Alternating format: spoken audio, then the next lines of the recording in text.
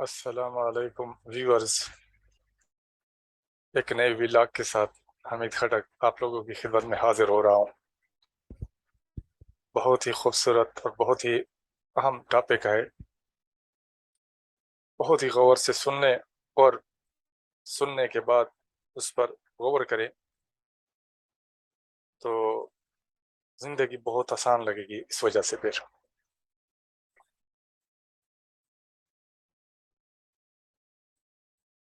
یہ ولاگ ہے ایکچولی کہ اللہ کے راستے میں جو لوگ خرچ کرتے ہیں اس کی کیا فضیلت ہے۔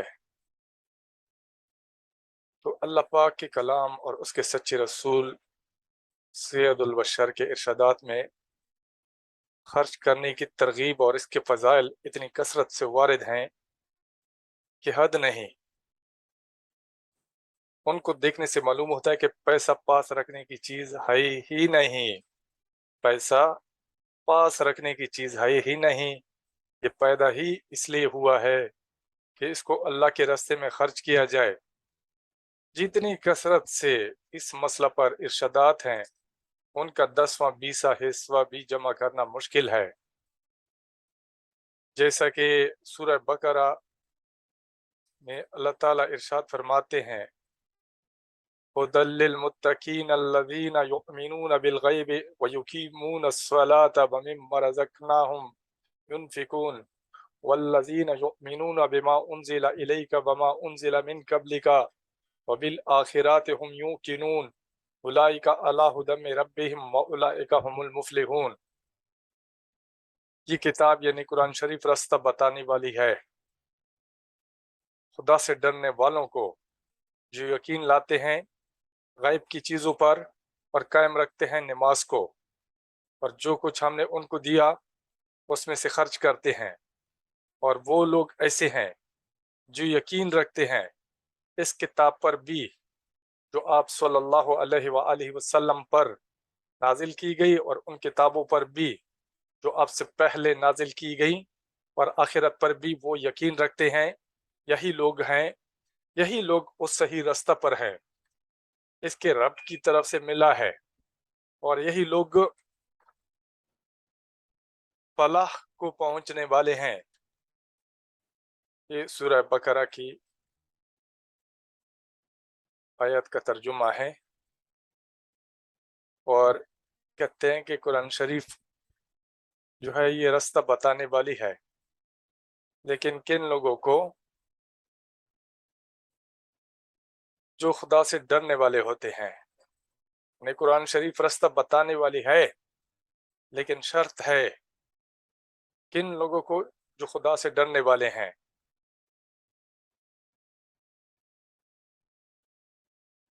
اور اس کے برعکس جس کو مالک کا خوف نہ ہو، مالک کو مالک نہ جانتا ہو، وہ اپنے پیدا کرنے والے سے جاہل ہو، اس کو قرآن کا بتایا ہوا راستہ کب نظر آ سکتا ہے؟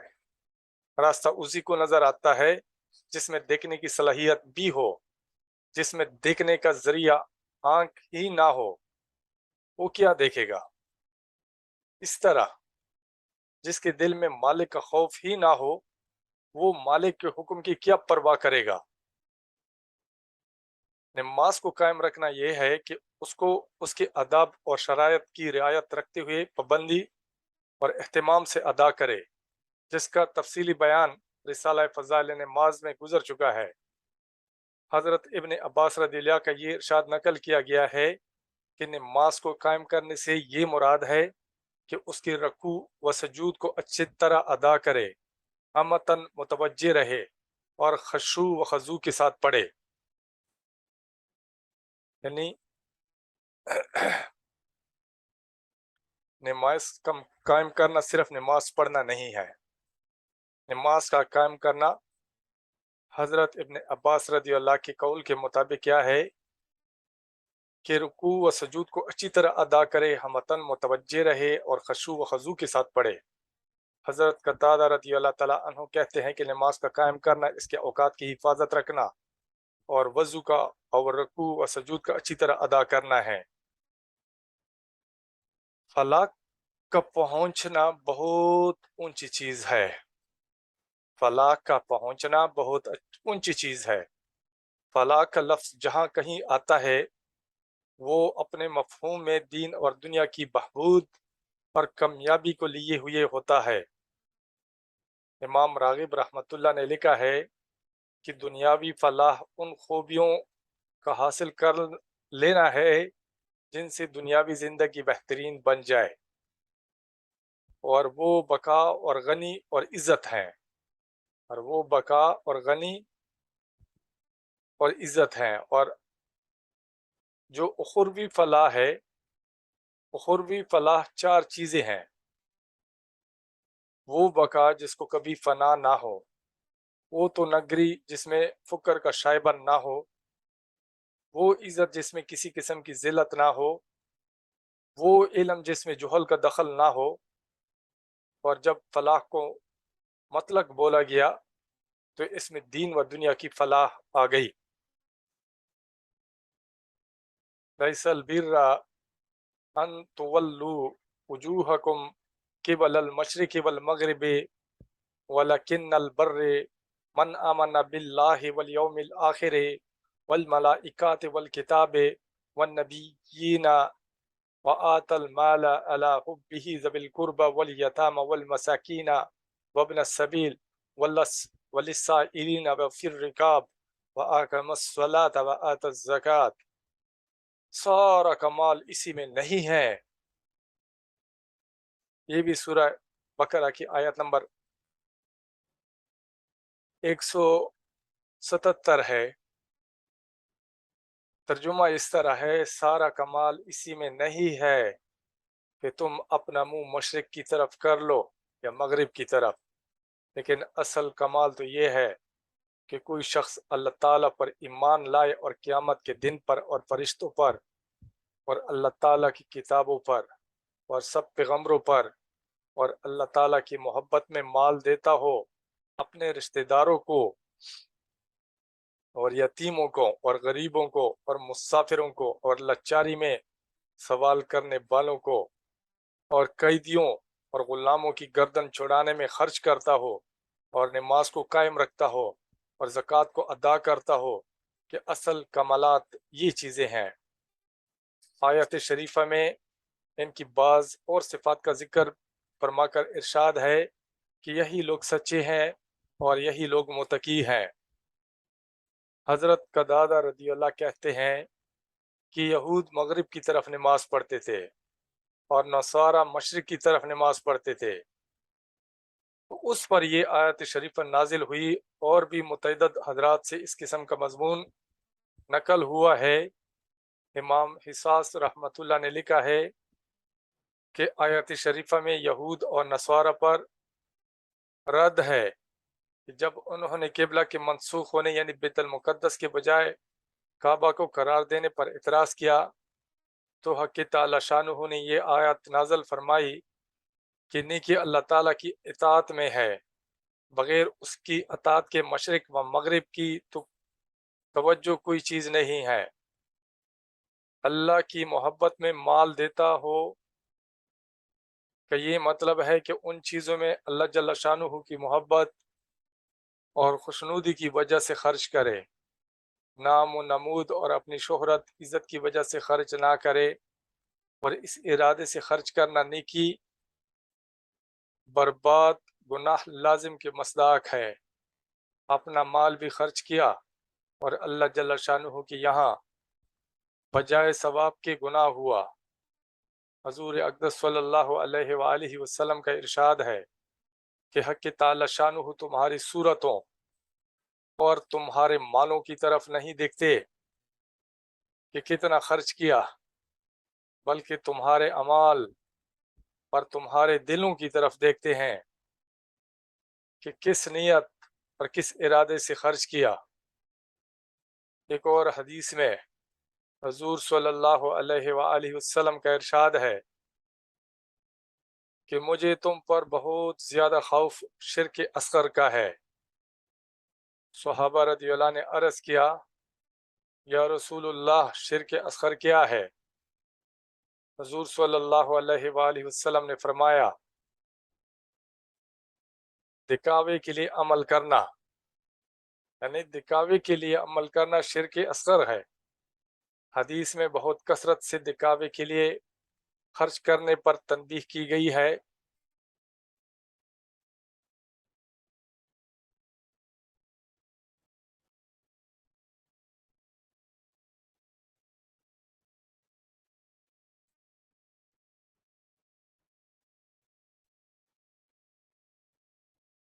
आयत शरीफा में अल्लाह की मोहब्बत में दुनिया मुराद हो। बाज़ उलमा ने खर्च करने की मोहब्बत का तर्जुमा किया है, यानी जो खर्च किया है उस पर मसरूर हो।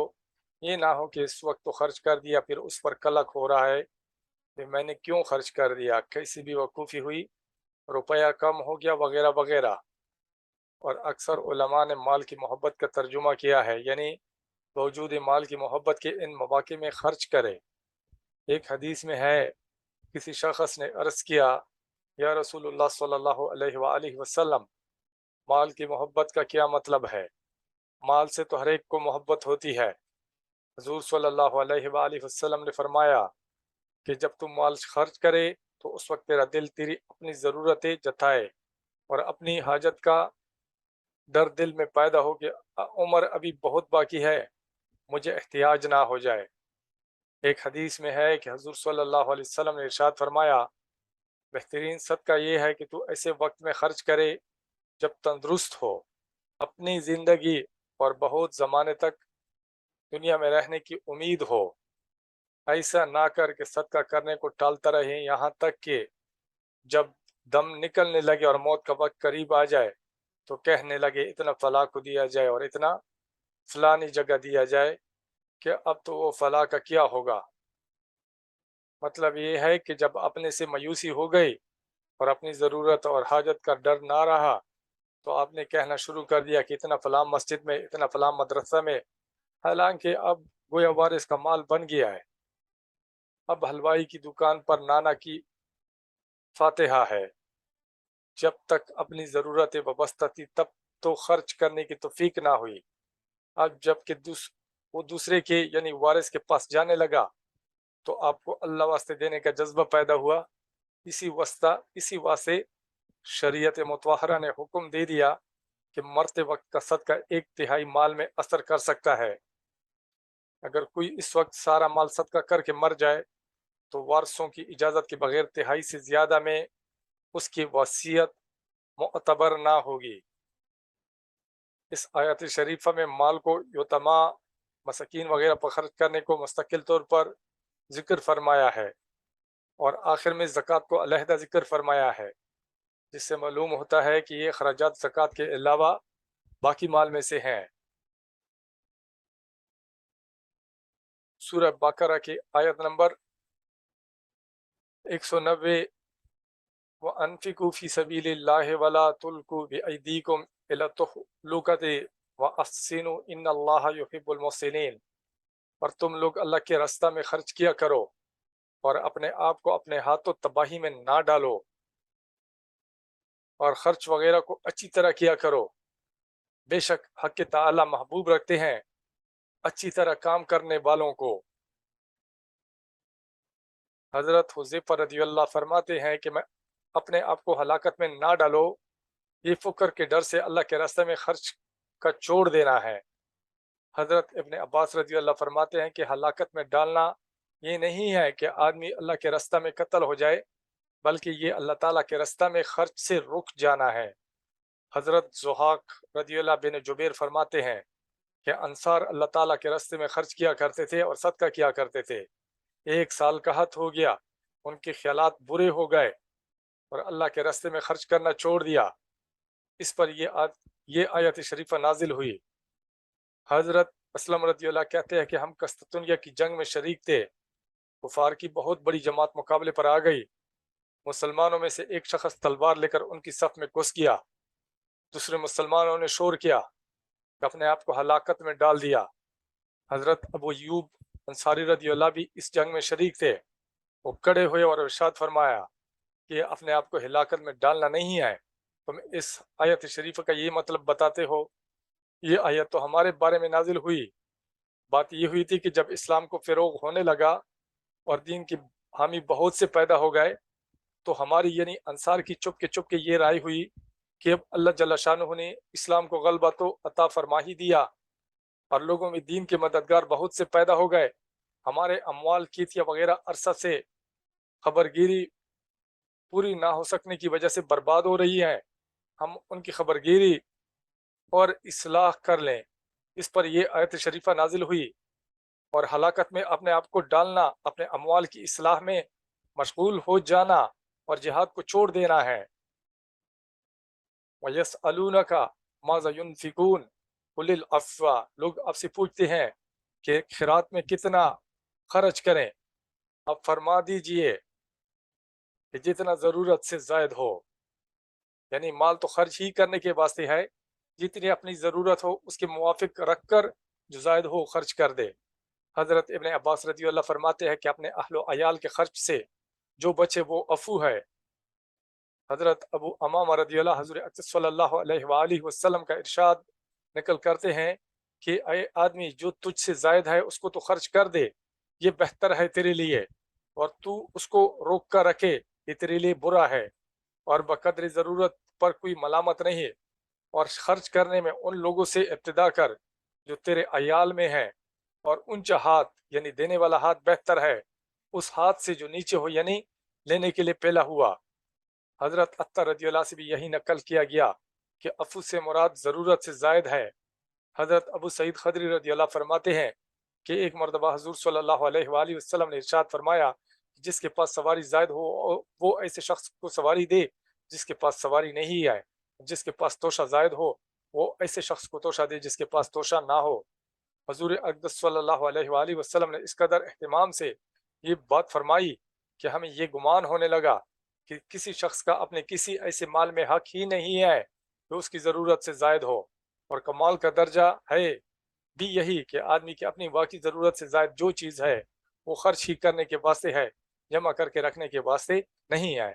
بعض علماء نے عفو کا ترجمہ سہل کا کیا ہوا ہے، یعنی جتنا آسانی سے خرچ کر سکے کہ اس کو خرچ کرنے سے خود پریشان ہو کر دنیاوی تکلیف میں مبتلا نہ ہو اور دوسرے کا حق ضائع ہونے سے آخرت کی تکلیف میں مبتلا نہ ہو۔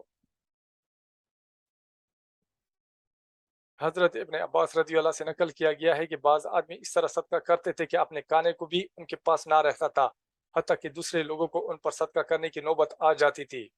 اس پر یہ آیت نازل ہوئی۔ حضرت ابو سعید خدری رضی اللہ فرماتے ہیں کہ ایک شخص مسجد میں تشریف لائے، حضور اقدس صلی اللہ علیہ وآلہ وسلم نے ان کی حالت دیکھ کر لوگوں سے کپڑا خیرات کرنے کو ارشاد فرمایا۔ بہت سے کپڑے چندے میں جمع ہو گئے، حضور صلی اللہ علیہ وآلہ وسلم نے ان میں سے 2 کپڑے ان صاحب کو عطا فرما دیے۔ اس کے بعد پھر حضور صلی اللہ علیہ وسلم نے صدقہ کرنے کی ترغیب دی اور لوگوں نے صدقہ کا مال دیا، تو ان صاحب نے بھی 2 کپڑوں میں سے ایک صدقہ میں دے دیا، تو حضور صلی اللہ علیہ وآلہ وسلم نے ناراضی کا اظہار فرمایا اور ان کا کپڑا واپس فرما دیا۔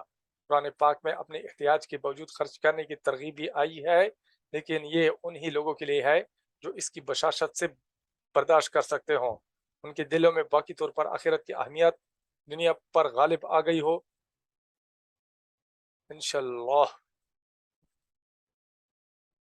یہ بھی سورہ بقرہ میں ہے، من ذا الذی یقرض اللہ قرضا حسنا فیضاعفہ لہ اضعافا کثیرہ واللہ یقبض ویبسط والیہ ترجعون۔ کون ہے ایسا شخص جو اللہ جل شانہ کو قرض دے؟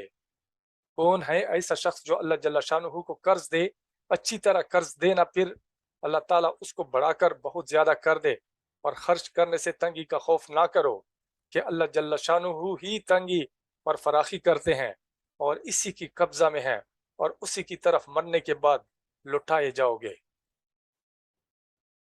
بڑی خوبصورت بات ہے اس آیت میں کہ کون ہے ایسا شخص جو اللہ جل شانہ کو قرض دے۔ اللہ جل شانہ کو قرض دے، اچھی طرح قرض دینا، پھر اللہ تعالیٰ کیا کرے گا، اس کو بڑھا کر بہت زیادہ کر دے، اور خرچ کرنے سے تنگی کا خوف نہ کرو کہ اللہ جل شانہ ہی تنگی اور فراخی کرتے ہیں، اسی کی قبضہ میں ہے اور اسی کی طرف مرنے کے بعد لوٹائے جاؤ گے۔ اللہ کے راستہ میں خرچ کرنے کو قرض سے اس لیے تعبیر کیا گیا کہ جیسے قرض کی ادائیگی اور واپسی ضروری ہوتی ہے، اسی طرح اللہ تعالیٰ کے راستہ میں خرچ کرنے کا اجر و ثواب اور بدلہ ضرور ملتا ہے، اس لیے اس کو قرض سے تعبیر کیا گیا۔ حضرت عمر رضی اللہ فرماتے ہیں کہ اللہ تعالیٰ کو قرض دینے سے اللہ تعالیٰ کے راستے میں خرچ کرنا مراد ہے۔ حضرت ابن مسعود رضی اللہ فرماتے ہیں کہ جب یہ آیت شریفہ نازل ہوئی تو حضرت ابل دہداہ انصاری رضی اللہ حضور صلی اللہ علیہ وسلم کی خدمت میں حاضر ہوئے اور عرض کیا، یا رسول اللہ صلی اللہ علیہ وآلہ وسلم، اللہ جل شانہ ہم سے قرض مانگتے ہیں۔ حضور صلی اللہ علیہ وسلم نے فرمایا، بے شک۔ وہ عرض کرنے لگے، اپنا دست مبارک مجھے پکڑا دیجئے تاکہ میں آپ کے دست مبارک پر ایک عہد کروں۔ حضور صلی اللہ علیہ وآلہ وسلم نے اپنا ہاتھ بڑھایا، انہوں نے معاہدے کے طور پر حضور صلی اللہ علیہ وسلم کا ہاتھ پکڑ کر عرض کیا، یا رسول اللہ صلی اللہ علیہ وآلہ وسلم، میں نے اپنا باغ اپنے اللہ کو قرض دے دیا ہے۔ ان کے باغ میں 600 درخت کھجوروں کے تھے اور اسی باغ میں ان کی بیوی بچے رہتے تھے۔ یہاں سے اٹھ کر پھر اپنے باغ میں گئے اور اپنی بیوی دہداہ سے آواز دے کر کہا